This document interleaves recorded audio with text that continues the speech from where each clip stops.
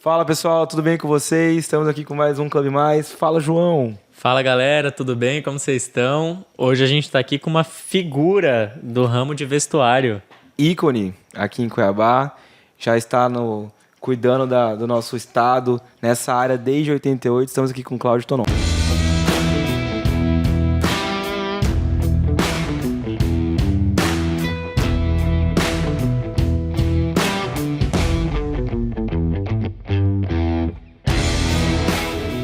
E aí, tudo bem, moçada? Um prazer estar aqui, recebi o convite de vocês e fiquei bastante contente pelo convite. Estamos aqui, vamos falar um pouquinho dessa história da Tonon. Show de bola. Primeiro quero agradecer ao Fábio Assis, amigo que falou, cara, leva o Cláudio é excelente, então estamos aqui em amigos. Legal. Minha mãe também falou, nossa, conheço o Cláudio, meu pai também conheço o Cláudio, estudei com a Bruna, legal. Conheço o Renan, porque é casado com a prima da Camila, isso então aí. Ali já estamos entre amigos aqui. Não, legal. E aproveitar também já no começo desse episódio, agradecer a LAC, que é a nossa nova casa, o nosso novo estúdio aqui do podcast. Obrigado, Luiz. Que nos recebeu muito bem. Então, brigadão, Luiz. E Rodolfo e Átila. Também, que estão na direção aqui por trás das câmeras. E vamos começar. Quem que é Cláudio Tonon? Vamos lá, Cláudio Tonon. Cláudio Tonon, eu defino ele como um cara de muitas paixões, né? E tudo que eu vou fazer, a marca principal é fazer algo e fazer com muita paixão, fazer com muita dedicação. E a história do Cláudio Tonon na Tonon, ela é uma história bem bacana. Como é que começou a Tonon na minha vida, né? Primeiro eu vou falar um pouquinho como é que começou a Tonon. A Tonon começou com a minha mãe, que ela começou a vender no Joia, trabalhava, ela era do lar, e aí ela acompanhando uma amiga dela a vender joias. Essa amiga foi embora para Campo Grande e falou, eu vou te apresentar para o proprietário da empresa e você passa a vender para eles. E assim foi feito. Minha mãe começou a vender joias e o sonho da minha mãe era ter uma loja. Aí em 1982 ela abriu ali na Campo Grande a primeira loja, chamava Mini Loja. Então ela ficou de 82 a 88 com a lojinha chamada Mini Loja. Uma loja muito pequenininha. E ela vendia joia mesmo? Não, ela vendia joia de porta em porta. Depois, aí, em 82, foi antes de 82, eu não sei o ano que ela começou vendendo joia, mas foi antes de 82. Em 82, ela abriu uma loja, que chamava Mini Loja. Foi a primeira loja do grupo, chamava Mini Loja. Ah, foi a primeira loja do grupo mesmo? Sim, foi ali que começou tudo. Legal. A primeira loja que não se chamava Tonon, se chamava Mini Loja, foi minha mãe que começou. Como que chamava a tua mãe? Minha mãe chama, Dona Neuza. Dona Neuza chama, não, por favor. Neuza Tonon. Neuza Evangelista Tonon. Empreendedora. Até hoje. Hoje o financeiro é ela que paga. Lá quem paga... Que coisa maravilhosa, cara. Você vai lá na Tonon, tá lá a Dona Neuza, ela que faz o pagamento. Tá brincando. Ali a Margarete Thatcher da Tonon tá ali. Mão de ferro. Figura. Excelente, cara. Mas vamos lá, andando, né? Como é que foi que aconteceu a história do Cláudio para a Tonon e como é que começou a Tonon? Começou numa briga de casa. Eu, quando fiz 18 anos, fui trabalhar de office boy na empresa que meu pai trabalhava. Ele era gerente comercial lá. E eu fui trabalhar como office boy. E já estava trabalhando com o pai há mais ou menos 2 anos e meio, 3 anos. E numa conversa em casa, Margaret Thatcher, né? E aí eu falei, mãe, você fica aí brigando com meu pai? Meu pai é bobo demais. Fica pagando cerveja pra nego que fala mal dele, pô. Aí meu pai ouviu aquilo e falou assim, bacana. Legal, você é bom. Seguinte, na sua idade eu já cuidava da sua mãe e da sua irmã. Então é o seguinte, faz assim, você é homem? Assume a Tonon. Na verdade, não era Tonon, né? Assume a loja da sua mãe lá. Cara, na hora, eu tinha muito pouca independência, autoconfiança. Eu não acreditava em mim. Quando você tinha? Claro. Nessa época, eu tinha 23 anos. E quando aconteceu isso, que ele peitou eu na hora, a hora que ele falou isso, mentalmente eu dei acho que uns 10 passos para trás. Só que eu tinha meu irmão, o Celso. Mais velho? Mais novo que eu. O Celso, com 19 anos, chegou pro meu pai e falou assim, nós assumimos. Puta, a hora que eu ouvi meu irmão falando, nós assumimos, eu falei, pô, nós assumimos. Meu irmão foi, eu não vou? Não tem, né? Ele 19 e você? Eu 23. 23. Isso. E aí o Celso peitou o pai, eu falei, não, nós assumimos. E aí foi quando no dia seguinte eu fui na empresa, pedi a demissão lá da empresa e fui para dentro na época mini loja. Ela estava mudando, ela estava saindo da Cândido Mariano, ela estava saindo da Campo Grande e indo para Cândido Mariano, do lado da prefeitura. Foi a nossa primeira unidade. E nessa entrada dos 2 filhos com a dona Neuza, que a gente fez a nossa primeira sociedade, a gente já foi entrando e fazendo sociedade mesmo. Contrato social, arrumou tudo. Certinho, foi tudo. Eu e o Celso entramos para dentro. E a primeira coisa que teve foi a discussão do nome. Minha mãe queria que mantesse mini loja. Eu queria Dumper. E o meu irmão falava que queria Tonon. Eu achava muito estranho falar Tonon porque era meu sobrenome. Eu falei, putz, mas Tonon. Bom, como não tinha consenso, pega os 3 nomes, descemos lá para a Praça Lencastro. Fizemos uma pesquisa. Foi a primeira pesquisa de trabalho que eu fiz, foi essa. E a gente perguntou para mais ou menos 50 pessoas, resultado, 49 Tonon, 1 mini loja e nenhum Dumper. Então eu já vi que eu não tinha nenhum voto. Talvez sua ideia não fosse tão boa assim. Né? Aí eu falei, então tá bom, é Tonon mesmo. E ali a gente decidiu colocar o nome. O segundo passo da gestão minha, do Celso com a mãe, foi encontrar uma empresa para fazer a fachada, porque ela já tinha autorizado uma fachada que era a sequência de uma lotérica, a gente não gostou daquilo. E a gente contratou o Brasa da Gênesis Publicidade, foi ele que desenvolveu o primeiro layout, cartão de visita, foi feito com a Gênesis Publicidade. E aí a gente começamos a trabalhar. E aí aconteceu um fato muito marcante na minha vida, que aí eu acho que foi a grande mudança minha, né? Nesse primeiro ano aí de trabalho, como que ficou a divisão das empresas, né? Eu era o comercial, o Celso era o administrativo, e a minha mãe era o financeiro.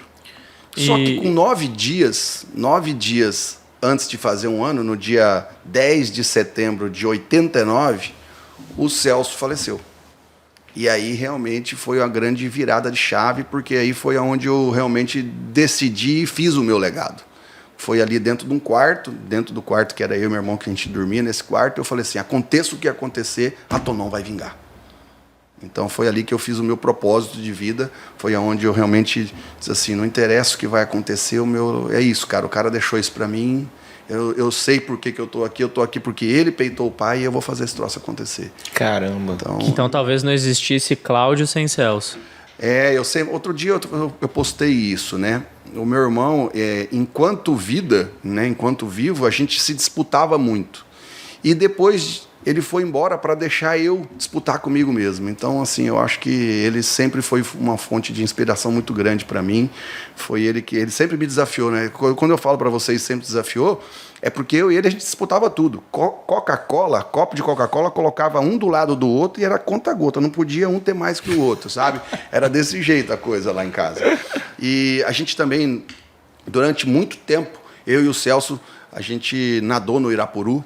E aí teve uma época que tinha aqui em Cuiabá os Jogos dos Trabalhadores, JOTS, que era Jogo dos Trabalhadores, no 1º de maio. E a gente participava pela Dimaro, que era a empresa que meu pai trabalhava, e teve uma disputa lá de natação, que foi eu e o Celso, acabou ficando nas finais, eu e ele. E aí a primeira modalidade era 50 metros crawl. Cara, nós pulamos na piscina, eu fui levando, falei, não, ele tá indo ali na frente, mas a hora que virar para os outros 50, eu busco, né? Cara, a hora que bateu, que virou, o guri abriu. Puta, eu falei, nossa, eu tomei um pau do moleque, cara, mais novo que eu. Falei, não é possível, velho, tá bom. Mais ou menos uma meia hora depois, a gente ia de novo nadar, disputando de novo, e aí era costa. Meu amigo, a hora que disparou ali, meu amigo, eu meti braço, mas meti braço. Ganhei, saí da piscina e desmaiei, velho. Desmaiei. Caraca. Eu me lembro da coisa. Meu irmão era muito sacana, meu irmão ele era muito espirituoso, né? Eu me lembro de ter acordado, eu estava no ambulatório. A hora que eu acordei, ele falou assim, não precisava, velho. Era só falar que eu tirava menos o braço, pô. Você sabe que esse tipo de história costuma me lembrar muito algumas outras histórias. Sim. E na Bíblia, para quem estuda, para quem lê, tem algumas histórias de personagens que não seriam quem são se não fossem outros. Sim. E a gente tem a história de Paulo, né? Não sei até que ponto quem está ouvindo também conhece, mas Paulo acabou se tornando um discípulo por uma eventualidade. E o interessante da história de Paulo é que Paulo antes se chamava Saulo. Saulo teve um dos primeiros contatos dele com o cristianismo de uma maneira geral por meio de um dos primeiros, que foi o primeiro mártir do cristianismo, que se chama Estevão. E o Estevão foi apedrejado na frente de Paulo, enquanto Paulo se chamava Saulo e era um grande doutor da lei, né, da lei judaica. De tal maneira que Paulo nunca teria se tornado Paulo sem Estevão. E aí, quando você conta isso para mim, eu vejo que a gente é muito moldado por algumas pessoas na nossa vida, sim, de tal maneira que Cláudio nunca seria Cláudio, provavelmente sem Celso. Né? Sem toda essa competição, sem todo... Que no fundo era um incentivo. Né? Talvez você tivesse... menos de você se tivesse te faltado um pedaço do Celso. E sim, isso é muito interessante. E falando da empresa...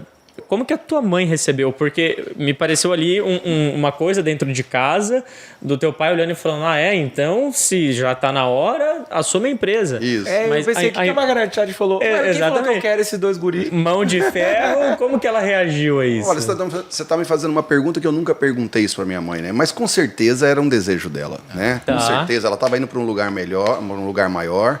Então era um desejo. Ela não estava fazendo aquilo para ela só, sabe? Ela não estava fazendo para ela. Já era o desejo de ter a família envolvida ali. Já era o desejo. Nossa, mas eu fiquei encantado com o fato dela estar no negócio ainda. Tá até hoje. Nossa, fantástico. Muito bom. E olha, e ela é o seguinte, quando eu falo para vocês da Margaret Thatcher, porque uma coisa dentro da Tonon que é muito dela é o seguinte. Ontem eu tive um problema que me vieram trazer um boleto que estava sendo pago em atraso e ia pagar juros. Eu falei assim, opa, tem problema. Aqui não se paga nada em atraso. O que houve? Aí foram puxar o fio, novelo, para ver o que tinha acontecido. Na verdade, foi uma compra que eu tinha feito de uma manutenção na caminhonete e o cara não mandou o boleto, já mandou o boleto com atraso. Aí eu, pode buscar isso e lá ver, porque a gente não paga nada em atraso. E isso é a mão de ferro da dona Nilce. Não tem, ela é muito justa, ela quer assim, o que é meu, o que é dos outros, mas vamos pagar todo mundo em dia, vamos fazer todo mundo pagar a gente em dia. Ela é muito assim. E que bênção você poder crescer, desenvolver as outras áreas da empresa, sabendo da segurança de alguém que é sua mãe, que ama aquilo e que é justo e que você nunca vai ter com a parte crítica da empresa, que é o financeiro. É isso aí. Muito bom. E quando você fala nisso aí, a parte crítica... E o legado dela para mim, que é o seguinte, né? Eu sou compras, né? Agora imagina, o compras tem que arriscar, né? Exatamente. Aí eu arrisco errado, sobra para quem? Meu amigo, se faltar dinheiro ali, você não tá entendendo o que vira. Mas você tá doido. Então o que ela me fez? Ela me fez sempre buscar ferramentas para comprar assertivamente, para nunca deixar de faltar dinheiro, porque se faltar dinheiro ela põe o mundo para baixo. Então, olha só que coisa firme e ajustada faz o quê? A empresa ser mais competente. E de onde que você começou a tirar esse tino comercial? Por exemplo, foi muito na porrada que você desenvolveu a percepção de entender quais produtos mais saíam, a dimensionar o estoque, a mexer no comercial?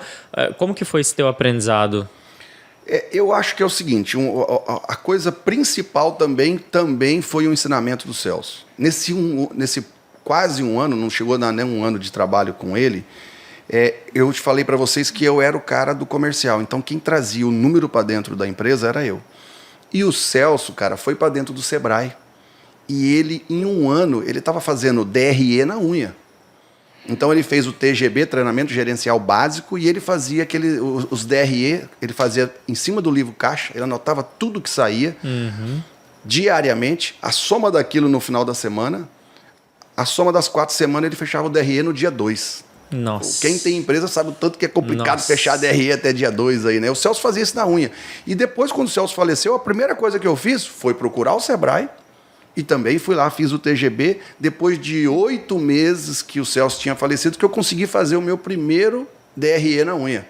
Eu fiz isso mais ou menos, acho que uns 90 dias, aí eu tenho uma parte boa minha, que eu sou extremamente preguiçoso, e aí eu falei assim, não vou fazer isso nem a pau, mas não posso deixar de fazer. Como que eu vou fazer? Achei uma pessoa E a gente fez isso dentro do sistema. Botamos tudo para dentro do sistema e aí os DREs passaram a sair a partir da hora do sistema, entendeu? Porque eu não tinha saco de ficar ali... Mas sabe que eu vejo isso, esse ponto é bem interessante. Eu não vejo isso como uma preguiça. As pessoas que têm um perfil mais comercial, mais de negócio, estratégico, ele não suporta fazer algo que uma máquina possa fazer.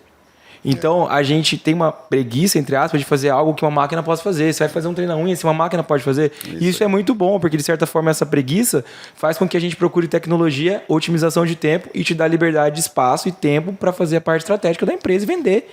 Que é o que vai fazer a empresa crescer, né? Exatamente. Então, é bem isso. Muito bom. E como que foi o processo? Foi muito complicado para vocês conseguirem achar esse modelo de funcionamento? Ou foi muito natural quando vocês entraram na empresa que a sua mãe faria o financeiro, você faria o comercial? Não, a Tonon ela passou por várias mutações. E no começo, como que a Tonon nasceu? A Tonon nasceu de meio mini loja, meio Tonon. Como que é isso? Puxa, mini loja veio o quê? Minha mãe vendia tecido a metro. Então a Tonon começou vendendo tecido a metro e também começou vendendo roupa. Que tipo de roupa? Roupa que eu e o Celso queriam vender para os nossos amigos. Fabricação certo? Própria já? Não. Não tinha a marca Tonon, era só o nome Tonon da loja, mas nós não tínhamos a marca. Né? A gente era varejo. E daí, assim nasceu a Tonon. Ela nasceu de um misto do que minha mãe já fazia. Assim que a gente começou a discutir, eu falei, eu não queria vender tecido, não. Aí minha mãe, não, mas tecido é bom, porque traz dinheirinho todo dia na boca do caixa. E aí, tá bom. E aí, então vamos lá. Aí colocamos... A primeira coisa que o Celso foi fazer no TGB, veio também o pessoal do Sebrae para dentro da empresa e falou, cara, a minha sugestão é para com tecido e invista só em confecções, porque tecido vocês não têm metragem de loja, vão concorrer com... E outra, a tendência é não mexer mais com tecido, é só roupa pronta. E a gente ouviu os consultores, né? E a gente fez isso. O Celso presenciou a gente simplesmente acabar com toda a parte de tecido dentro nesses 12 meses, que o Celso trabalhou 12 meses dentro da Tonon, ele viu a gente extinguir o tecido dentro da Tonon. Foi o primeiro foco que a gente foi, vamos só trabalhar com roupa, não vamos mais mexer com tecido a metro, nem cama, mesa e banho, porque tinha tudo, tinha de tudo nada, né?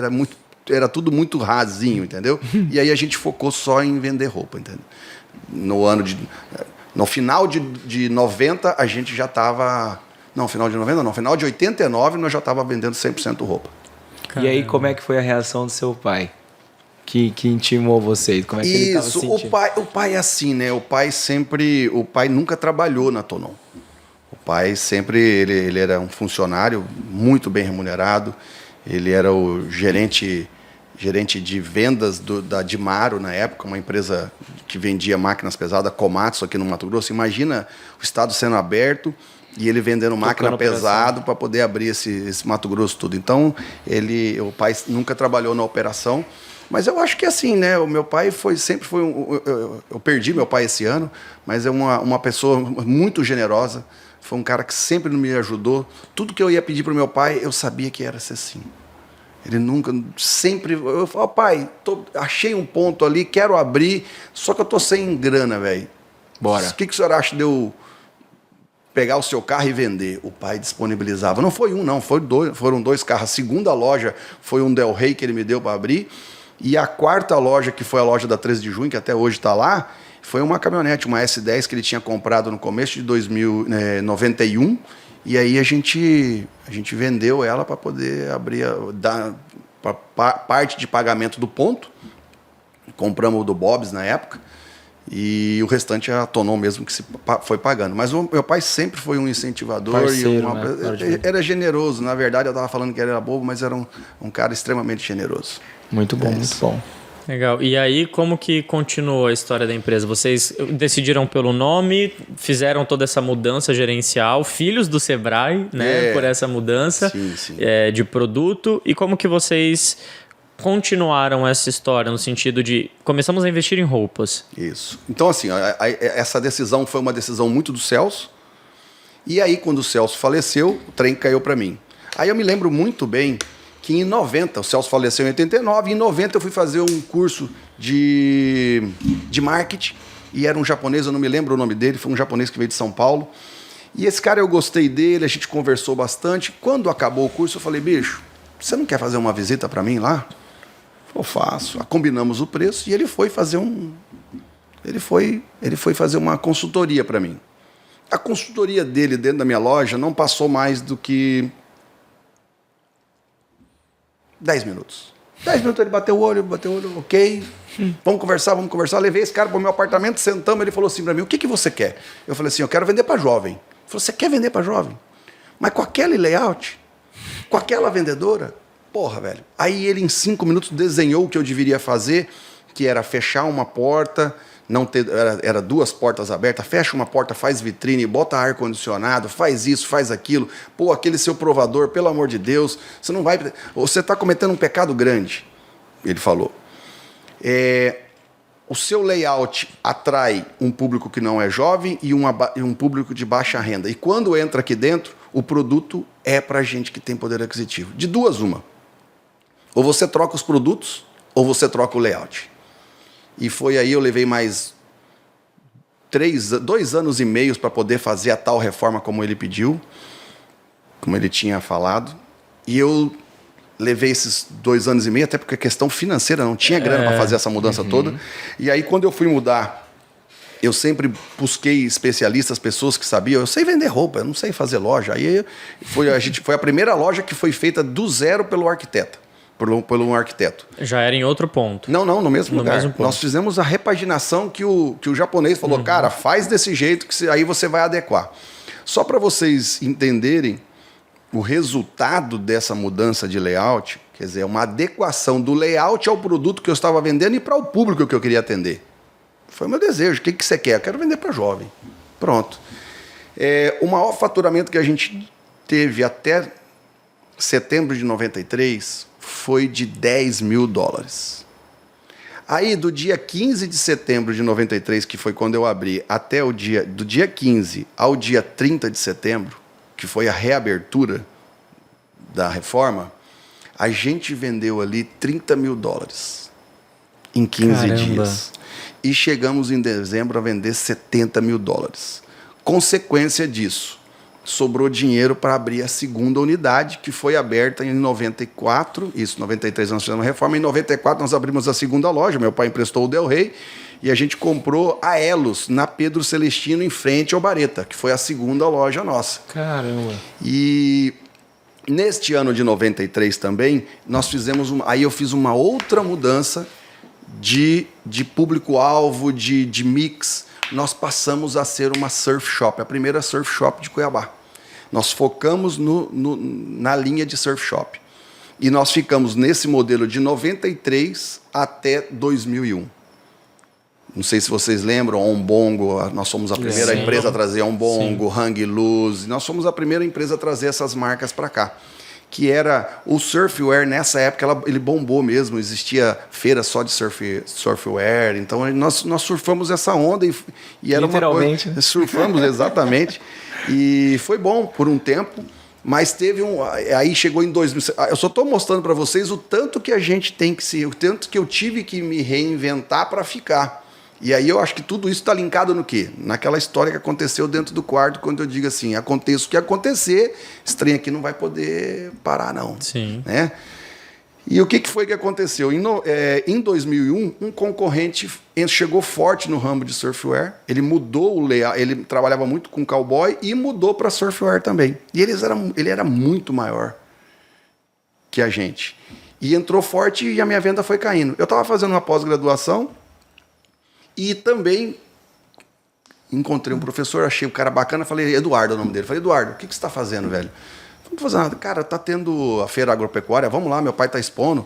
E eu levei o professor para lá, a gente foi, conversou, e lá eu expus meu problema. Eu falei, cara, tô tomando um pau, bicho, minha venda está caindo 30%. Eu acho que foi um concorrente que entrou, que está me tirando um pouco da clientela. Mas eu queria que você olhasse e você me desse sua opinião. Falou, tá bom, cara, amanhã não estou fazendo nada, só tem aula com vocês amanhã de noite de novo, então, sem Bora problema, lá. me pega lá 10 horas da manhã e vamos embora. Aí eu fiz isso, catei, peguei ele 10 horas da manhã, mostrei as lojas do centro, mostrei as lojas do concorrente, fui para o Shopping Goiabeiras, na época só era o Goiabeiras, mostrei a minha loja, a loja do concorrente, falou, deixa eu dar uma pensada aqui. Ele deu uma andada, vamos embora conversar. Subimos, fomos lá para a área de alimentação do Shopping Goiabeiras, e ele chegou e falou assim, eu vou fazer o seguinte, eu vou te fazer uma pergunta, e você me responda sem a paixão pelo seu negócio. Eu falei, tá bom, faça a pergunta. Ele falou assim, se você fosse comprar uma bermuda hoje, aonde você compraria? Na sua loja ou no seu concorrente? Puta que pariu. Doeu. Eu falei assim, no meu concorrente. Ele falou assim, pois é isso que o seu cliente está pensando. De duas, uma. Ou você faz o seu negócio ficar do tamanho do dele, ou você simplesmente se diferencia dele. Não tenha nada que ele tenha. Porque se você continuar semelhante, você vai minguar. Cara, depois daquela conversa ali, foram 3 noites sem dormir, rolando, lençol, suando, acordando, tomando, porque eu não achava a saída. Aí eu me lembrei do Beto Marchetti, que era, na época, tinha sido comprador do Grupo Avenida, Betão, e eu liguei pro Beto, ele estava em São Paulo trabalhando para um outro grupo lá, liguei para ele, Beto, cara, tô emburacado aqui, não sei o que eu vou fazer, vou ter que mudar o foco. Aí ele, bom, beleza, quais são os relatórios que você tem aí para eu dar uma analisada? Eu falei, o que você precisa? Ele falou, você tem curva ABC? Tenho, pô. Tira os relatórios de curva ABC, de fornecedor, de tudo, e traz para mim, vamos conversar. Eu conversei com ele, era 5 horas. No outro dia, 9h30 da manhã, eu estava sentado na frente dele lá em São Paulo, com os relatórios, tudo. Ele pegou os relatórios, deu uma olhada, falou assim, rapaz, você não quebrou? Eu falei assim, ainda não. Ele falou assim, mas está perto, né? Eu falei, então ajuda. Ele falou assim, não, para, bicho, pelo amor de Deus, você está com estoque aqui para 1 ano, velho. Onde já se viu um negócio desse?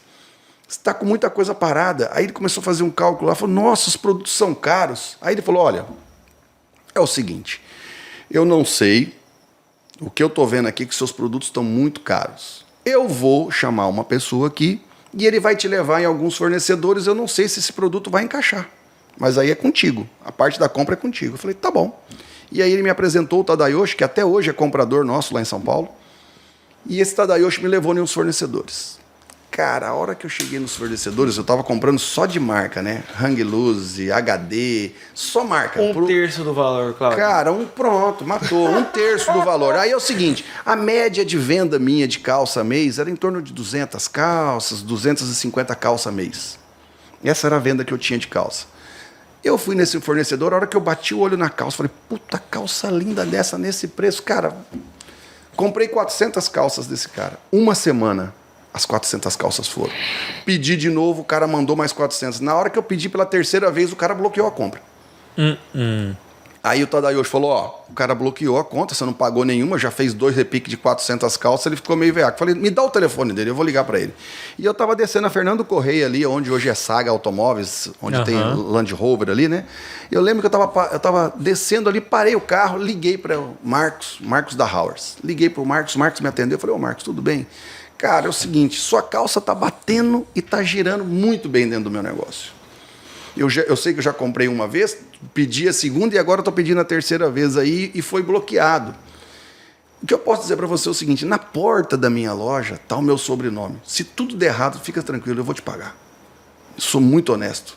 Aí ele falou assim, não, rapaz, não estou nem sabendo disso.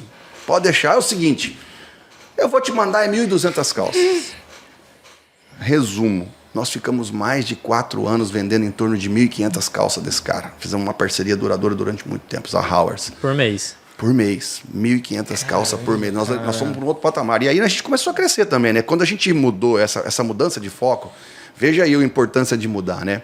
Você vê que quando eu fiz a primeira mudança, que eu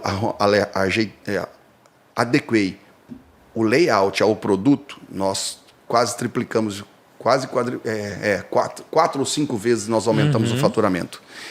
Nessa mudança de deixar o surfwear e ir para moda jovem de novo, sem marcas, putz, aí o crescimento foi muito doido. Que a gente começou um crescimento muito grande, foi o maior crescimento nosso, que foi do ano de 2001 ao ano de 2009. Legal. Né? Que, então a gente teve um crescimento, chegamos a 10 lojas naquela época, saímos de 2001, nós tínhamos 3 lojas e chegamos a 10 lojas no ano de 2009. Então, assim, foi um período muito bacana para a gente, né? Muito próspero para a gente. E foi em cima dessa mudança e desse ajuste também, né?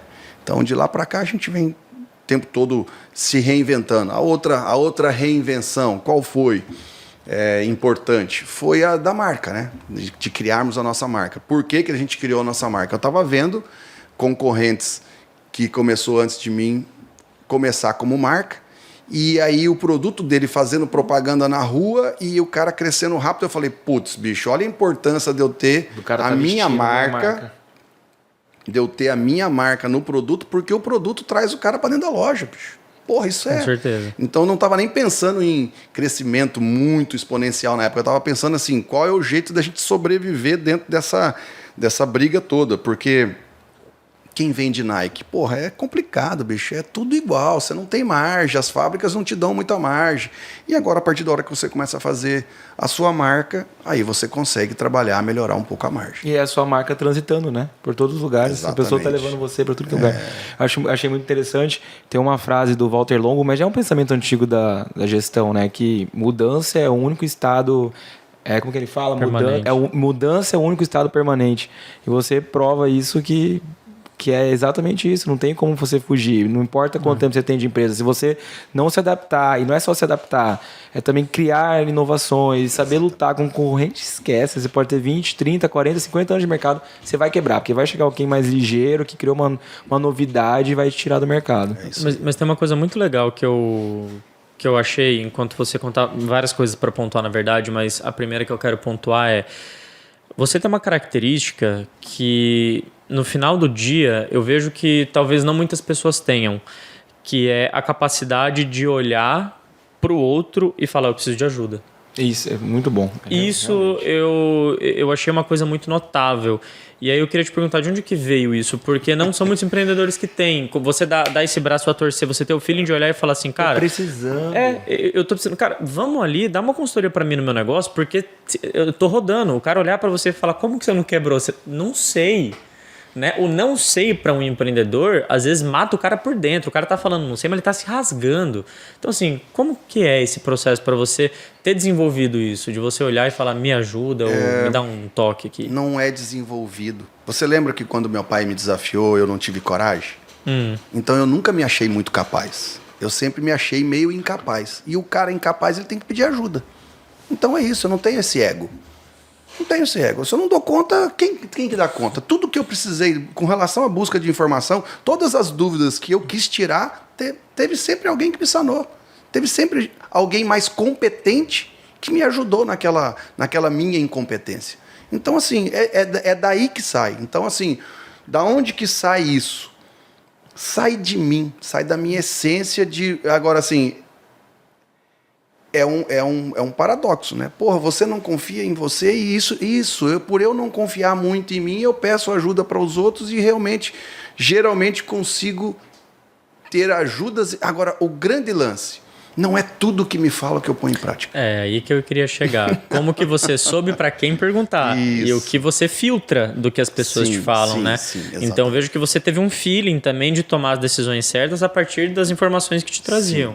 Hoje eu tenho que dizer que eu sou sábio. Eu posso dizer, não, eu sou sábio, porque eu ouço multilaterais e eu tenho que decidir o tempo todo. Se a empresa está há 35 anos, é porque eu tive inteligência suficiente para acatar o que era interessante e para descartar o que não era. Já te falaram coisas que você não fez? Muitas. Então vamos lá. Inteligência e sabedoria, para mim, são duas coisas muito diferentes. Você estava num contexto de MBA. Ali você estava adquirindo inteligência. De onde vem a sabedoria para você? Eu acho que...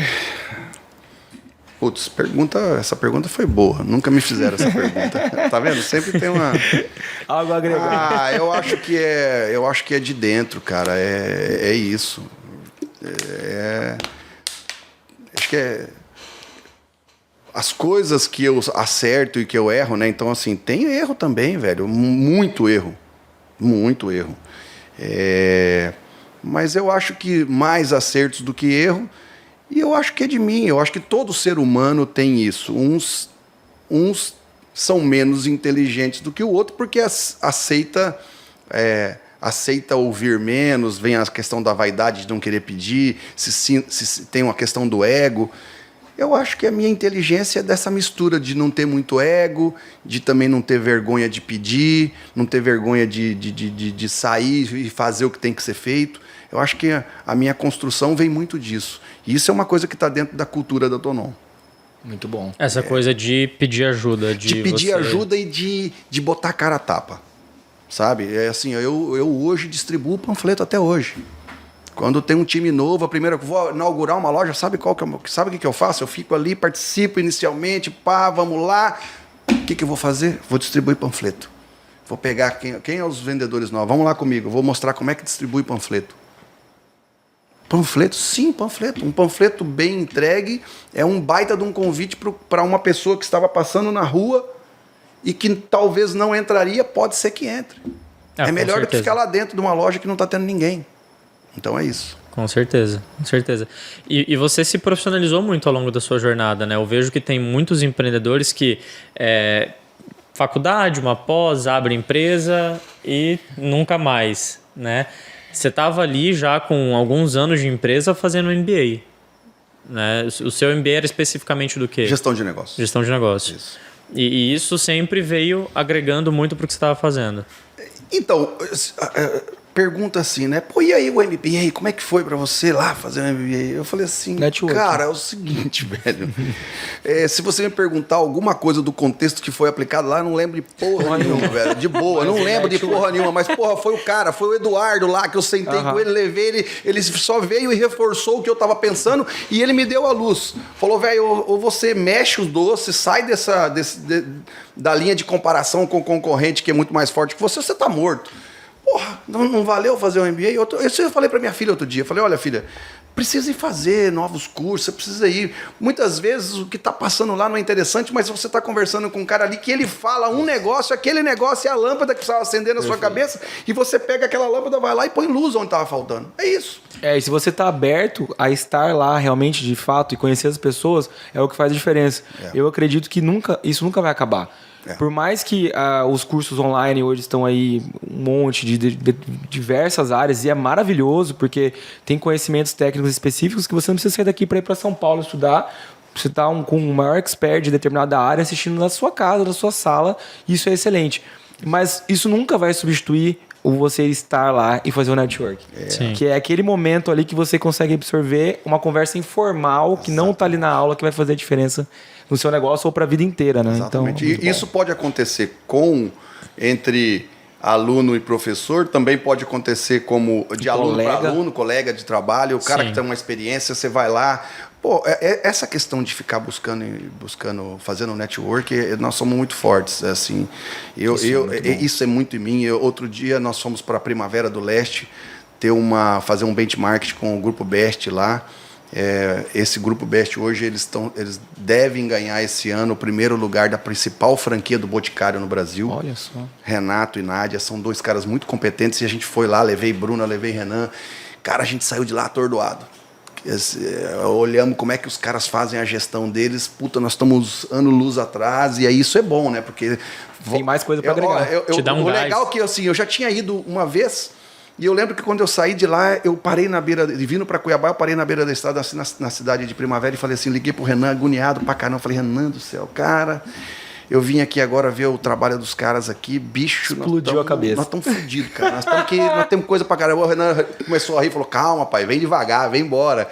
Aí eu vim, e aí eu convenci eles a voltar, falei com os dois lá, falei, só que eu não quero 2 horas não, eu quero o dia, eu vou levar o time inteiro, eu quero o dia aí pra vocês. E a gente foi lá e muita coisa bacana saiu de lá, sabe? Uma outra benchmark também que a gente fez foi com o grupo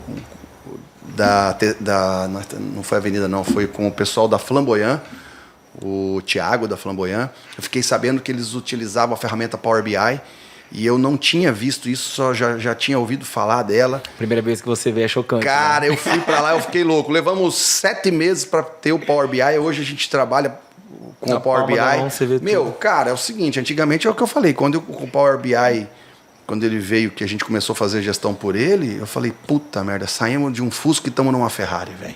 Pelo amor de Deus, a velocidade que absurdo. o tempo que eu levava para tomar uma decisão de compras, putz, com planilha Excel mesmo assim, cara, eu vou te falar assim, não é simples, o cara sentou aqui, apareceu do nada aqui um comprador. E eu decidi atender sem ter feito o trabalho antes, eu levaria mais ou menos uns 50 minutos para estar com os números que eu poderia comprar deles para os próximos 6 meses. Com o Power BI agora, eu não vou demorar mais do que 10 minutos. Eu estou conversando com ele, já estou vendo aqui, já olho, papá, cruzo informação, cara. Eu levo 10, 15 minutos. É maravilhoso. Não leva mais do que isso. Que loucura. Né? É muito. São ferramentas que estão aí que a gente tem que ir atrás, né? Sim. Então é isso. É muito bom. E aí entra na parte da cultura de você estar sempre se atualizando, sempre buscando. Isso, exatamente. Só falando um ponto sobre essa questão do networking, como é tão importante que eu tava lembrando aqui que o João foi fazer um curso de gestão de escritório e eu perguntei pra você como é que foi o curso. Cara, ele só falou dos 3 networking que ele fez lá. Não, porque daí eu conheci um cara no escritório, não sei o quê. Não, porque daí eu conheci um advogado que você conhece. Então, assim, só networking. A gente... muito bom, mas o que exaltou foi o network. Você sabe o que eu acho maluco? A gente foi recentemente para Florianópolis. Eu e a minha sócia, nós fomos para um evento de startups, né? Muito top lá, o Summit. Né? Cara, sensacional, sensacional. Já fui lá também. É uma cidade muito boa e o evento em si foi muito bom. Mas uma coisa me chamou muita atenção no evento, que foi o seguinte. Quando a gente vai para um evento e pessoas que a gente considera notáveis vão falar, então a gente escutou, por exemplo, a Camila Farani, a gente escutou o Thiago Nigro, a gente escutou a Gabriela Prioli, que são pessoas hoje que estão, né, surfando um hype muito grande aí.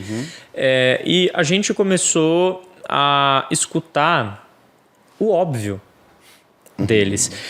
E é igual ao MBA, a gente paga para estar lá, a gente paga para estar ouvindo, a gente paga para estar ouvindo o óbvio. E eu te fiz a pergunta a respeito de especializações e de cursos, porque eu percebo uma tendência, um pouco de autoanálise, um pouco de análise do mercado também, mas a gente percebe que quando a gente abre um negócio, é bem possível que sobre pouco tempo para a gente fazer curso. É bem possível que sobre pouco tempo para a gente continuar investindo em conhecimento específico, porque a gente quer estar na operação, a gente quer estar, né, desenvolvendo o negócio. E às vezes a gente deixa uma outra parte de lado. E muitas vezes quando a gente paga um curso, o maior investimento não está no curso inteiro. O maior investimento está em uma coisa que você tira de lá. Então, às vezes, aquela coisa específica, uma frase, uma opinião, vale o triplo do que você pagou no curso. É a lei de Parot. E eu percebo que quanto mais a gente desenvolve o nosso próprio negócio, essa realidade se torna cada vez mais presente. Então, os nossos investimentos valem muito mais por pequenos momentos do que pelo curso todo, porque é um conhecimento que a gente já tem, a gente já aplica. Então, hoje, provavelmente a gente não precisa de um MBA para aprender a fazer DRE. Mas, se o cara me der um insight que vai tirar meu negócio de um possível buraco, valeu o investimento. Então, cada vez mais, isso me parece muito mais presente e me chama muita atenção. Muito bom. É a lei de Parot, né? Que eles falam que 20% corresponde a 80% do que vai... 20% que você aprende corresponde a 80% do que você vai executar. Exatamente. Muito bom. E essa questão do Power BI também.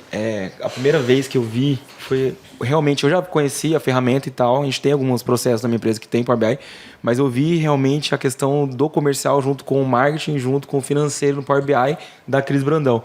Ela mostrou, eu falei, cara, o Guilherme, que trabalha comigo, consultor e vai virar sócio agora, ficou louco. Ele falou, não, a gente precisa ir na empresa agora. Porque você abre um negócio, clica ali, você sabe os números todos, o que está crescendo, o que está caindo. Acabou, toma decisão.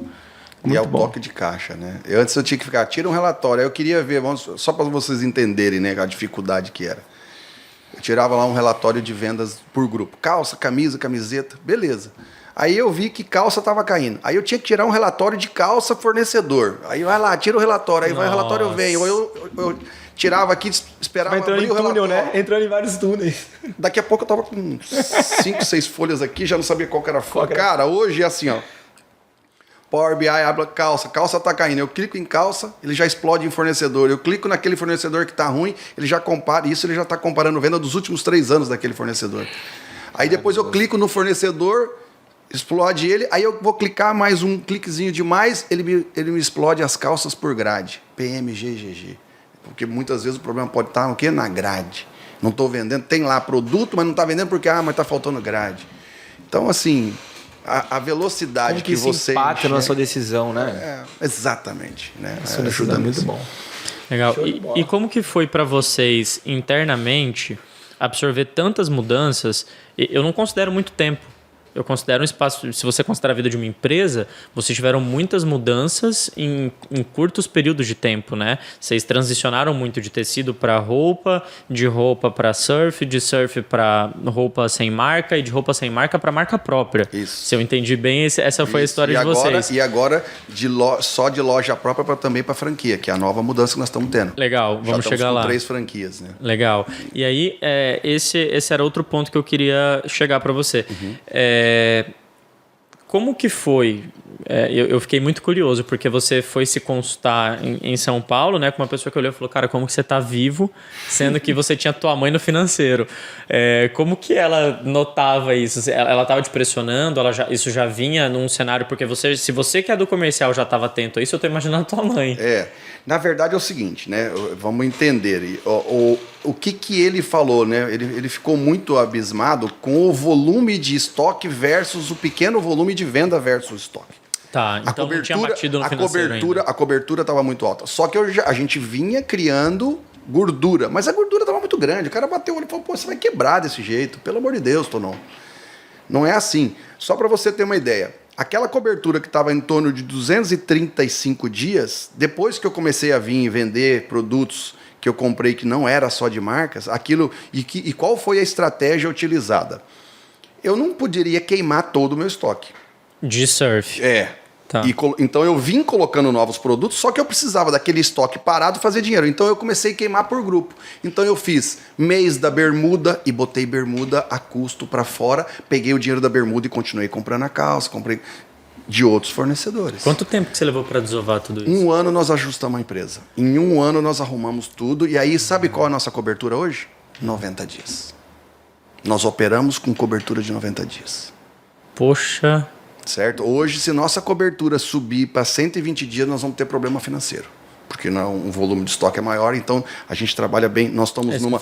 E nós estamos indo numa linha de expansão. Então, imagina todo o lucro da empresa. Essa é uma outra coisa da Tonon, viu? Uma das coisas que a Tonon está viva, que é o seguinte: desde quando começou o Celso, que ele fez do TGB, foi destinado quanto que o sócio poderia tirar de Prolabora e tudo mais. Isso, então, assim, é muito profissional dentro da empresa. Não se mistura. 2 vezes a gente tirou dinheiro da empresa. Foi para construir a minha casa e a casa da minha mãe. Fora isso, todo o lucro da Tonon é reinvestido na Tonon.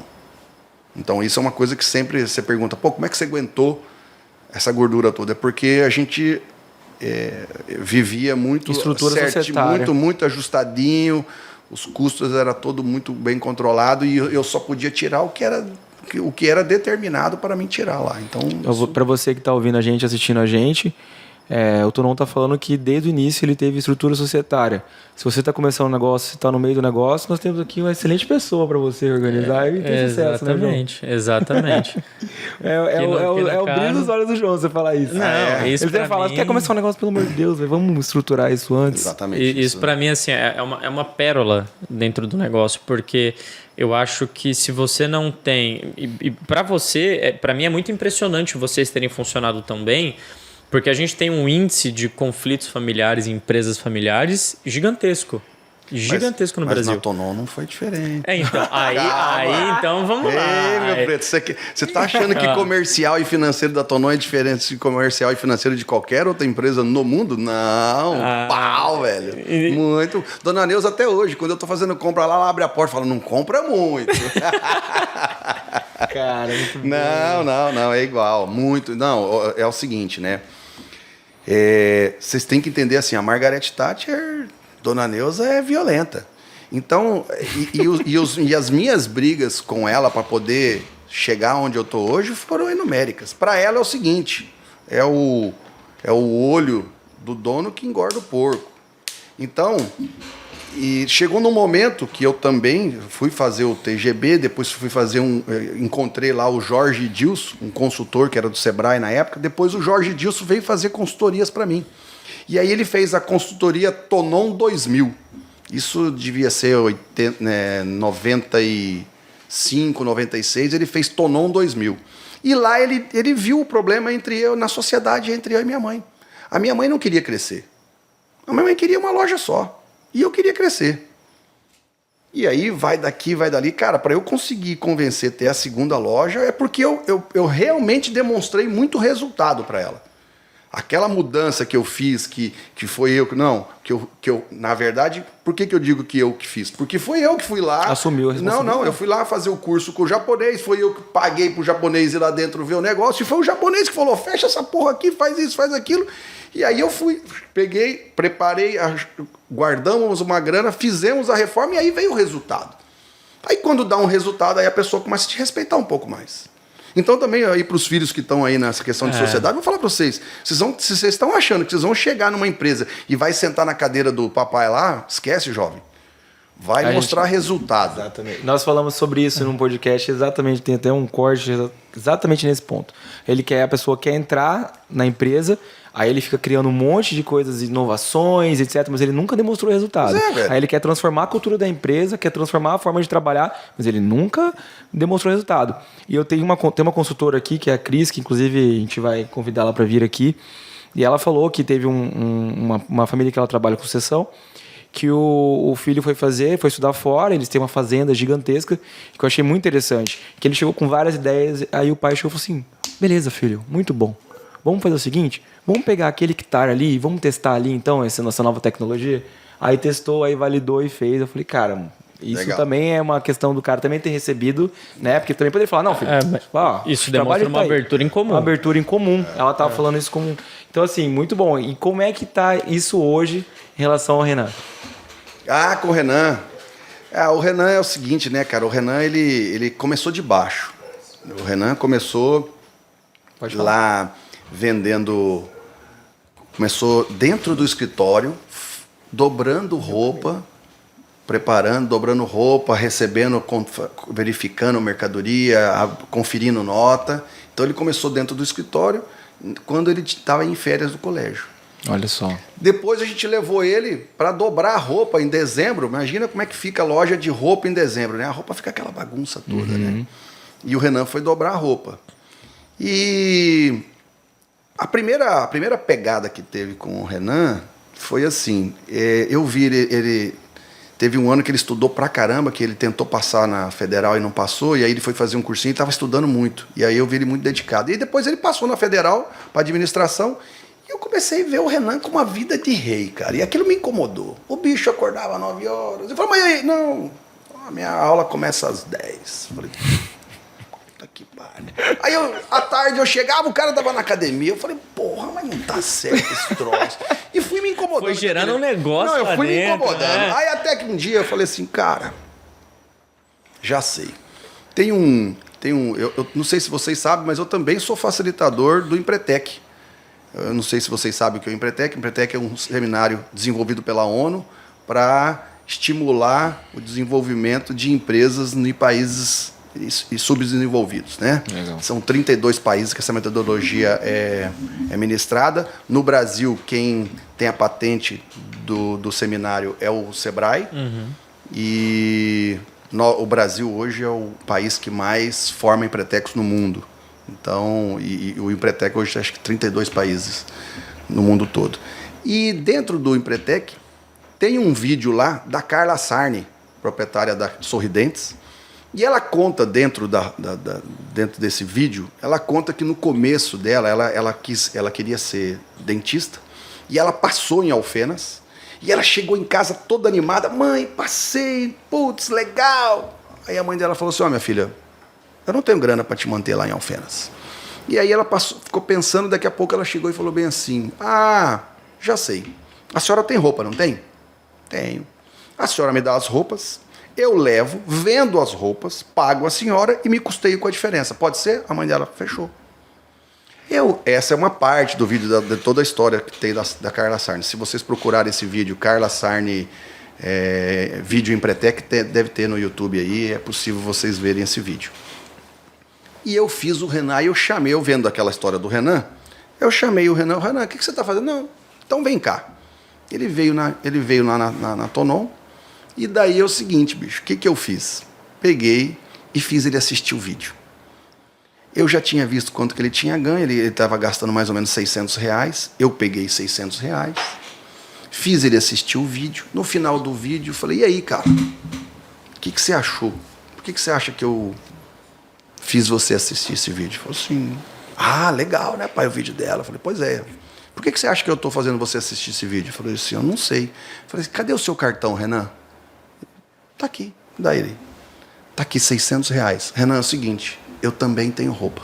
A partir de agora, se você quer botar gasolina no seu carro, fazer qualquer coisa, eu tenho roupa. Você pega a roupa, só que é o seguinte, você vai pegar a roupa, você vai vender, você vai me pagar, e tem mais uma, você está fazendo o que? Administração? Você vai fazer o DRE dos seus gastos. Eu quero ver todo mês aqui, você vai vir apresentar o resultado do seu trabalho. E eu cobrei dele os DRE. E aí foi o seguinte, aí foi a grande sacada desse menino. Eu lembro muito da cara dele quando eu falei isso para ele, que eu joguei o rojão no peito dele. Cara, mas assim, eu falo, agora eu dou risada, mas foi muito legal, cara. O guri tomou um susto assim, porra, mas assim, eu falei assim, cara... Você se viu nessa hora? Um pouquinho, assim? Eu não sei se eu me vi, cara, mas eu sei que eu causei um caos, e eu ri do caos dele, sabe? Na hora eu olhei assim, e falei assim, cara, é o seguinte, bicho. Ele falou assim, mas pai, mas... Eu falei, bicho, é o seguinte, ó. Você vai pegar as roupas, você vai levar para os seus amigos, você vai vender, você me paga o custo e fica com a diferença para você, bicho.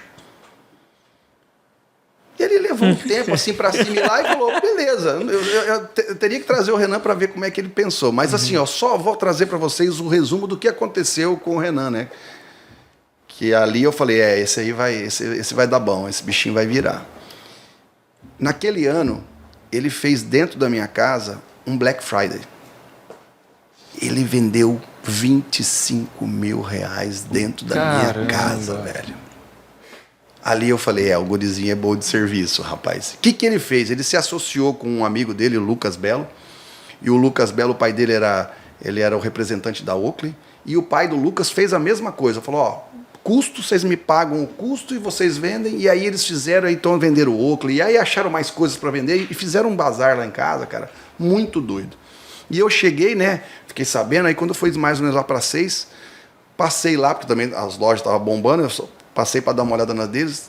O Lucas estava lá dentro de casa, o Renan estava indo buscar algumas coisas, acho que estava indo levar peça para alguma pessoa que tinha pedido. E aí o Renan chegou, né, cara? E aí a hora que eu chegou, eu conversei um pouco com ele, subi, tomei um banho, desci, já tinha cliente ali, conversei, né? E aí eu fui embora, cara. A hora que eu fui dar o ré na caminhonete... Ele colocou, porque ele sabia que eu era muito rígido com isso. Eles compraram cerveja para dar para os clientes. E a hora que ele viu que eu estava lá, ele jogou debaixo da minha caminhonete. Eu saio cerveja. Aí eu buzinei e falei, a sua cerveja está esquentando. Dá para os seus clientes. Aí não foi o Renan que saiu o Lucas. É para dar para os clientes, né, tio? Eu falei, vai aí, acelera. Então, assim, o Renan, ele foi, eu coloquei os desafios para eles, e na verdade o Renan entrou assim, né? Ele estava fazendo a faculdade e ele fez um curso lá que o Paulo Lema dá na faculdade, que o cara faz ele pensar para 5 anos o que ele quer, faz ele pensar para 3, para 2, para 1 e para o próximo mês. E aí para o próximo mês ele falou assim, eu vou desenvolver o e-commerce da Tonon. Aí o cara falou, esquece, velho, que e-commerce em 30 dias? Você tem que fazer alguma outra coisa. Aí ele falou assim, já sei, isso era em 2014. Ele falou assim, tá abrindo, mês que vem, tá abrindo a unidade do shopping de Várzea Grande, e eu vou falar pro meu pai para eu ser o gerente lá. Aí o cara falou, porra, isso é legal, cara, isso é um baita experiência, porra. E eu tava em São Paulo, no Outback lá, a minha filha, que é do RH, a Bruna, me ligou e falou assim, consegui já um gerente para a loja de Várzea Grande. Falei assim, é mesmo? Que coisa bonita, isso é boa. Quem é? Seu filho. Aí, ali eu tomei uma, né? Acho que aquela uma que eu dei no pau da orelha dele, ele deu na minha, né? Falei, mas rapaz, o cara já quer entrar sendo gerente, né? Mas tá bom, vamos ouvir isso. Falei, beleza, tô indo para Cuiabá e eu converso. E aí eu vim, a gente conversou, ele falou, eu tô querendo ter essa experiência, né? Fiz o curso, me explicou do curso, e ele falou, então eu vou aí, nas férias eu fico. Eu falei assim, irmão, é o seguinte, aqui quando entra, não sai mais. Esse negócio de ser esse gerente por 30 dias, esquece. Eu posso te dar a gerência, mas você vai ser gerente o tempo todo e vai ter que se virar com a sua faculdade. Aqui não tem esse negócio de entrar e não... Aí ele... Tá bom. E só não foi porque uma outra pessoa que já trabalhava comigo há muito tempo, que tinha saído, pediu para voltar, e aí eu construí com o Renan, que eu daria para o outro em vez dele, porque eu era uma pessoa mais experiente, uma loja estava abrindo, o desafio era grande, ele não estava talvez tão bem preparado, mas aí nós decidimos que ele ia ser o vendedor na Tonon, passar a ser vendedor de carteira assinada, achar certinho. E ele começou a trabalhar no 3 Américas como vendedor. No 3 Américas, não, acho que foi no Goiabeiras, isso. Ele começou como vendedor no Goiabeiras. Já fui atendido pelo Renan. Isso, o Renan, já fui atendido pelo Renan. Foi vendedor, acho que foi vendedor durante um ano. Nesse primeiro ano que ele trabalhou, ele não foi vendedor do ano. Ele concorreu, mas não foi. Aí no segundo ano como vendedor, ele foi o vendedor do ano. Ganhou como prêmio vendedor do ano. E eu sou muito taxativo, indicador é indicador, vai ganhar o melhor, né? Lembra que eu fui criado disputando copo com meu irmão, né? Não vou dar moleza para filho meu de jeito nenhum, né? E aí ele ganhou também. Depois ele foi promovido a líder de loja. Também no primeiro ano ele não ganhou, no segundo ano foi o líder do ano. E aí, automaticamente, com a saída de um supervisor meu, ele foi levado à supervisão da empresa e hoje ele está trabalhando com a gente dentro do escritório, já na parte mais de administração do negócio. Maravilhoso, porque ele seguiu todos, ele consegue entender realmente a dinâmica da empresa, né? E eu também trabalho com a Bruna, né? A Bruna é responsável do RH lá. Agora ela está um pouco mais ausentada, porque está com a pós-graduação. Está com a pós-graduação aqui dela. E eu me lembro bem que a minha esposa também passou por essas pós-graduações, né? O Renan e a Bruna. Então ela também, nesse tempo aí, ela não conseguia dar atenção todo o tempo para a empresa. A Gislaine também sempre trabalhou comigo. E nesse período que era do nascimento tanto da Bruna quanto do Renan, a Gislaine ficava meio período com eles quando eles iam para o colégio ou ficava na casa da avó, que aí os avós ficavam cuidando. Ela ia para trabalhar, então... Muito bom. E como que era a regra dentro de casa? Porque quando a família toda trabalha no mesmo lugar e depois chega para jantar em casa ou para almoçar em casa, vocês tinham essa separação de, mesa que estamos almoçando não fala de negócio? Não. Ou assim, isso sempre foi muito tranquilo? Muito tranquilo. Se o assunto da empresa está quente, vem para a mesa. E outra coisa, muitas vezes também, se o assunto de casa está bacana, na empresa a gente resolve. Entendeu? Então é de acordo com a temperatura. O que está mais na pauta, o que está mais importante é resolvido onde tem que resolver. É tudo misturado, não tem jeito não. Muito bom, não tem como misturar, não tem como. Não tem como. Né? Aí você bota em casa. Aí você bota a mãe na empresa, o pai, os filhos, a esposa, vai ter que resolver onde der. É muito doido mesmo, isso, porque eu e minha mãe já trabalhamos juntos e ainda temos negócio juntos no escritório. E a gente sempre conversa de negócio em casa. E a Fernanda, minha namorada, na casa dela sempre fala: minha mãe quer conversar de negócio. E eu vou lá com meus sogros, eu gosto de conversar de negócio com eles. Pra caramba, ele troca ideia, aconteceu tal coisa. Eu acho maravilhoso. Cláudio, qual que é o seu sonho grande ainda com a Tonon? Quais são os próximos passos? Assim, cara, eu quero... Bom, para 2030 a gente quer ter 26 unidades. Nós estamos com 11 hoje. Esse ano a gente deve abrir mais uma, a do Pedra 90. Unidades próprias? Não, entre unidades próprias e franquia. Ah, tá. A gente já está considerando. Unidades próprias está complicado, né? Tem um fator jurídico que complica o nosso crescimento em unidades próprias, entendeu? Então, o nosso modelo de crescimento para chegar nesses 26, que é uma coisa que eu estou perseguindo já tem uns 20 anos que eu falo que eu quero ter 26 unidades. E falei que queria Brasília, nós abrimos Brasília, tivemos experiência em abrir Brasília, quebramos em Brasília, perdemos dinheiro em Brasília. Então, assim, já passamos por bastante coisa, sabe? E como que foi para vocês isso? De abrir, quebrar e você ter um negócio tão consolidado? Eu tenho que dizer que, para mim, não é uma lição fácil. Então, assim, inclusive agora nessa formatação da franquia, os caras falaram assim: e aí, como é que é o seu crescimento? Como é que você pensa em crescer? Vamos crescer quantas por mês? Eu falei assim: a gente vai crescer 2 por ano.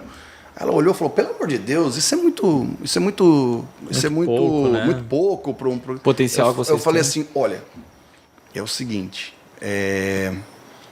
eu vou crescer sustentável, eu vou crescer fazendo os meus franqueados ganhar dinheiro. É isso que eu ia falar. Certo? Então, assim, eu sei que é abrir. difícil para mim ganhar dinheiro, não vai ser fácil para eles ganhar dinheiro, fazer a operação ser positiva. Eu não vou ficar montando um monte de coisas que não for coisas para dar resultado. Então, eu prefiro ir crescendo do que crescer de uma vez e ter que... Eu já experimentei crescer, né? Então, assim, crescer rápido.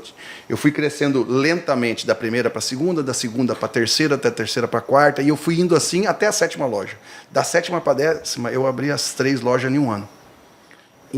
2 em Brasília e uma em Rondonópolis. Lugar que eu não tinha nenhuma expertise, a minha marca não tinha história nenhuma, mas a pancada foi seca, viu? O aprendizado foi bom. Então, né, eu tava jogando ali do 4, do 5, do 6, do 7, fui jogar do 10. Ah, velhinho, a pancada foi dura. E você escolheu por capricho mesmo esses locais ou teve um... Não, tudo começou porque uma empresa que eu representava, que era a Coca-Cola, marca de roupa Coca-Cola, que era do grupo que são proprietários da Coach, Grupo Menegotti. Esses caras fizeram um projeto para abrir lojas da Coca-Cola. E eles, o primeiro lugar que eles queriam era, eu era o maior vendedor Coca-Cola multimarcas do Brasil. Aí os caras, aonde que eles querem? Em vez de deixar eu quieto aqui, não, já queriam montar a loja aqui. Aí eu falei, cara, se eu tirar a Coca-Cola do mix da Tonon para montar, eu vou vender menos Coca-Cola em Cuiabá? Vou vender menos Coca-Cola em Cuiabá? E se eu trazer isso só para uma loja só, a Tonon também vai perder um faturamento importante, que a Coca-Cola fazia parte do mix. E era importante.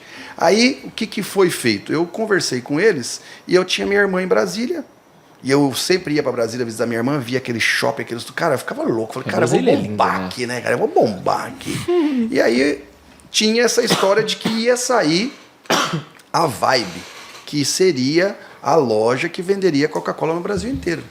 E eu estava startando Brasília. A ideia era muito boa. Só que é o seguinte, cara, acredita que eu entrei num conto de fada. O projeto não saiu. 9 dias antes de abrir a loja lá, que eu já estava fazendo, que o nome da razão social estava escrito Vibe, que não sei o quê, o nome fantasia seria Vibe, tudo. O pessoal da Menegotti liga, nós não vamos faturar para vocês, não pode ser esse nome Vibe, tem que mudar no contrato social. Eu falei, puta, mas vocês estão brincando comigo aí. E aí, nessa brincadeira, deixou de ser Vibe, aí eu botei Tonon. E aí, a loja da Coca-Cola até hoje, você não tem uma quantidade de lojas expressiva, então foi um projeto que não deu e calhou de eu ir para lá e botar Tonon, e aí a coisa não vingou, né, velho? O sonho era bonito, mas não se concretizou. Sim. Né? Fiz uma sociedade com a minha irmã lá, e para decidir, né, vai continuar ou não vai? Vocês lembram que eu falei que abrir lá e abrir Rondonópolis. Rondonópolis nós não fechamos, hoje nós temos 2 lojas lá. Está dando um resultado muito bom Rondonópolis hoje para a gente. Mas eu passei muito tempo bancando prejuízo. Brasília, né? Como que foi decidir Brasília? Fechar Brasília. Como foi decidir fechar Brasília? Eu já tinha mandado, uma loja lá ficou 2 anos e meio e uma ficou 6 meses. 6 meses não, ficou 8 meses aberta. Eu já tinha eu mandei para lá gente minha para lá e o resultado não mudava. Eu tirei uma líder daqui, fiz ela morar lá, não deu resultado. Então, assim, eu fui testando tudo que eu dava conta de fazer para ter resultado. Quando eu vi que não dava, eu fechei um DRE no ano, que foi o ano de 2009. Quando eu fechei o DRE, total, a empresa tinha dado 3% de lucro. Aí eu fui e falei assim, arranca as empresas deficitárias do DRE aí. Tira as empresas que estão trazendo prejuízo. Tira. Qual é o resultado? O resultado ia para 12%. Aí eu falei, cara, você vai ficar insistindo num negócio que está detonando até os outros sugando aqui? O resto. O que eu fiz? Cortei. Em um ano eu fechei as 2 operações, trouxe para dentro, parei de dar prejuízo e aí encolhemos em termos de volume de negócio, mas ficamos saudáveis. O que importa mesmo, gente, não é o faturamento, né? Faturamento, como diz o meu amigo Tiago lá da Flamboyant, é vaidade. O que importa mesmo é a última linha. Qual é o resultado que você está tendo? É esse aí que vai te dar a capacidade de progredir, de expandir, de inovar. Sem essa última linha aí, esquece, né? Ô, Cláudio, e eu já precisei fechar negócio e etc. Como que é esse? Porque eu acho que às vezes a gente tem a impressão de que é uma decisão muito objetiva. Às vezes é. Às vezes a gente simplesmente olha a DRE e fala, cara, faz muito sentido eu fechar. Mas entre a gente olhar um papel e efetivamente fechar um negócio... como que foi esse processo para você enquanto pessoa? Emocionalmente. Porque eu sei que causa um impacto. Vamos lá. Quando eu vou abrir um negócio, também é o papel versus a emoção. Né? Eu estou tendo dinheiro? Tenho dinheiro. Tenho uma oportunidade? Tenho uma oportunidade. Coração bate. Né? Vamos botar dinheiro. Né? E para fechar é a mesma coisa, bicho. Coração tá batendo. Ó, aqui quando o coração bate, vem angústia, o olho brilha, né? E aí eu tenho que vir aqui e com muita calma para não fazer besteira, porque nesse momento aqui pode dar errado, e foi o que aconteceu comigo. E na hora de decidir também, se não tiver o papel para tomar a decisão, você fica aqui, ó, fritando no emocional e não tem o racional para te tomar a decisão certa. Então, o que eu posso dizer assim, ó, tanto para crescer como para também tomar a atitude de fechar, é uma briga muito grande entre o emocional e o racional. O emocional, quando se fala em expandir, o emocional é o que puxa. E quando fala que é para fechar, que é para regredir, o emocional é o que mantém. Ele fica te prendendo naquilo que está te fazendo mal. E aí, isso casa com a minha próxima pergunta, que é como saber a hora de desistir? O meu foi lá no número. Quando eu vi, eu vou falar, não vou falar em números, eu te falei em percentual. Bicho, eu saía de um resultado. E esses de 3 para 12 implica dizer que eu ia trazer quase $500 mil para dentro do caixa, velho. Mas aí tá louco? Aí é meu ponto. Por que você insistiu em Rondonópolis e manteve ali, bancando com prejuízo, mas Brasília você fez a opção de fechar? Boa. Rondonópolis foi o seguinte, nós ficamos mais de anos dando prejuízo em Rondonópolis. Fiquei. No total, nós já estamos lá mais de 20 anos em Rondonópolis, nós ficamos mais de ano dando prejuízo, às vezes dava azul e daí voltava prejuízo. Mais de 5, 6 vezes minha esposa fala assim, por que você continua com esse troço? E eu vou dizer o porquê que eu continuei com aquilo. E outro dia eu lembro que eu estava indo de primavera eu estava na casa do Renato, lá do Boticário, e nós estávamos indo para uma festa de fim de ano em Rondonópolis bombando.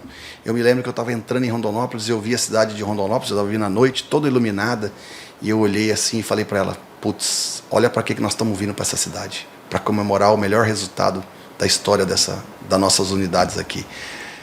E naquele momento eu tirei o chapéu para mim, né? Mas assim, o que me balizava não fechar Rondonópolis? É que é o seguinte, o nosso maior problema de Rondonópolis, e é a nossa grande dor, é a equipe, velho. A nossa grande dor hoje é conseguir montar times e os times se manterem em alta performance. O nosso negócio não é autoatendimento. Então eu preciso de bom atendimento, de pessoas engajadas, de pessoas que façam mais, equipe que faça mais do que o trivial. Como eu estou falando para vocês, uma das coisas que eu demonstro para a minha equipe é que entregar panfleto é importante. E aí é o seguinte, Rondonópolis oscilava. Quando eu mandava gente daqui para Rondonópolis, a loja, puf. Aí eu ia lá, contratava um líder de lá, botava, deixava essa pessoa um pouco com ele. Quando vinha para cá, caía, aí a gente levava um tempo até ver que aquele ia lá, dava mais feedback, parará. Não, nessa brincadeira de você contratar um líder e decidir desistir dele, eu vou te falar que você perde. Se ele for mais ou menos, você perde mais de ano. Hoje a gente está mais pragmático, mas nesse processo todo do meu amadurecimento como gestor, eu fiquei com pessoas que não devia ficar mais de ano. Nossa. Acreditando, achando que vai mudar. Aí é a emoção que te segurou com a pessoa, o quê? Então, o que me segurava com a pessoa? Com a pessoa eu acho que era a falta de capacidade de arrumar outras pessoas, um RH ruim. Entendeu? Um RH ruim faz você se apaixonar por nego ruim. E o pior... Porque você começa a acreditar que não existe gente boa no mercado. Exato, claro. E tem um ponto também que você falou. O mais ou menos, ele é pior que o péssimo. Pois é. Porque o péssimo, você tem certeza... Não, esse cara não serve. O mais ou menos, ele hoje ele vendeu bem. Aí você, putz, eu vou ter que treinar outro cara. Aí você pensa num custo. Eu tô numa discussão agora recente com a Fernanda, que é exatamente isso. Cara, a pessoa que fica ali do seu lado e você fica demorando pra tomar a decisão, porque vai ter uma dor, porque você vai ter que contratar, você tem que treinar, é pior. Porque no longo prazo, aquilo desgasta muito a sua equipe. Exatamente. E demonstra pra sua equipe que o mais ou menos serve na sua equipe. Então o bom começa a ser prejudicado também. Exato. Mas é muito difícil, porque achar boas pessoas no mercado é muito complexo. É muito difícil. Eu acho que, na verdade, assim, ó, se você perguntar hoje, dentro do nosso time, qual é o grande desafio, o nosso grande desafio é profissionalizar o nosso departamento de RH. Ele e o marketing. São os dois que hoje estão na minha. Eu tinha um problema no administrativo, e hoje a gente está com um time muito top no administrativo, resolvemos o problema administrativo financeiro. E aí vocês estão vendo, estou falando de Power BI, então essa pessoa veio e me deu muito suporte, então nós arrumamos aqui. Agora nós precisamos arrumar a casa mais forte ainda, tanto o RH quanto o marketing nosso, é onde nós estamos botando injeção de capital para poder fazer a coisa ir para um outro nível. É a elevação desses dois... Profissionalização a profissionalização desses dois departamentos é que vai levar a gente para um crescimento mais vertiginoso. Então só completando, pelo que eu entendi, então, a diferença de Brasília para Rondonópolis é que em Brasília você tentou mudar a equipe e ainda assim não mudou. Aqui, quando ele fazia os ajustes com a equipe, sim, a coisa funcionava. Mas o que eu acredito? Ao que eu acredito isso? Cara, quando a gente foi para Rondonópolis, nós já tínhamos mais de 15 anos de Tonon em Cuiabá. Isso, queira ou não queira, chega no ouvido da pessoa em Rondonópolis. Sim. O cara de Rondonópolis vem para Cuiabá, vê Tonon. Aí vê Tonon lá, legal, entende? Agora, em Brasília, velho. Aí você pergunta, quantos anos... Outra coisa, em Brasília tinha uma pessoa igual a eu que saía vendendo... Quem é Cláudio Tonon em Brasília? Não, como que foi o começo da Tonon aqui, cara? Por que a gente conseguiu sobreviver? Porque eu era office boy, conhecia Deus e todo mundo a nível de pessoas que trabalhavam dentro de banco. Tenta imaginar banco na época de 1988, 89, que cada banco tinha no mínimo 50 caixas. Eu trabalhava numa grande empresa, do Grupo Dimaro. Eu participava das festas do pessoal do Banco Bradesco, do Bamerindos. Eu conhecia todo mundo, então eu tinha uma influência muito grande.